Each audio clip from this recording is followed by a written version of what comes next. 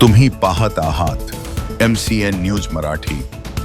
बुलढाणा जिल्हा मध्यवर्ती सहकारी बँकेच्या संचालक मंडळ निवडणुकीच्या पार्श्वभूमीवर काँग्रेसचे जिल्हाध्यक्ष प्रकाश पाटील यांच्या उमेदवारीवरून जिल्ह्याच्या राजकारणात नव्या चर्चांना उधाण आले आहे।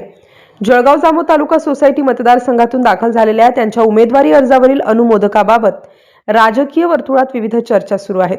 अनुमोदक हा भाजपाशी संबंधित असल्याचे बोलले जात असून या पार्श्वभूमीवर विरोधकांकडून काँग्रेसच्या स्थानिक राजकीय भूमिकेवर प्रश्न उपस्थित केले जात आहेत। 24 जुलै 2026 रोजी अर्ज भरण्याच्या शेवटच्या दिवशी या मतदारसंघातून प्रसेनजित पाटील, परीक्षित ठाकरे, प्रकाश पाटील, ज्योती ढोकणे आणि जुबेर पटेल यांनी उमेदवारी अर्ज दाखल केले। यापूर्वी कृषी उत्पन्न बाजार समितीच्या निवडणुकीतही काँग्रेस आणि भाजप यांच्यात स्थानिक पातळीवर अप्रत्यक्ष राजकीय समन्वय असल्याची टीका विरोधकांनी केली होती। आता पुन्हा या निवडणुकीच्या निमित्ताने त्याच चर्चांना नव्याने उधाण आलंय।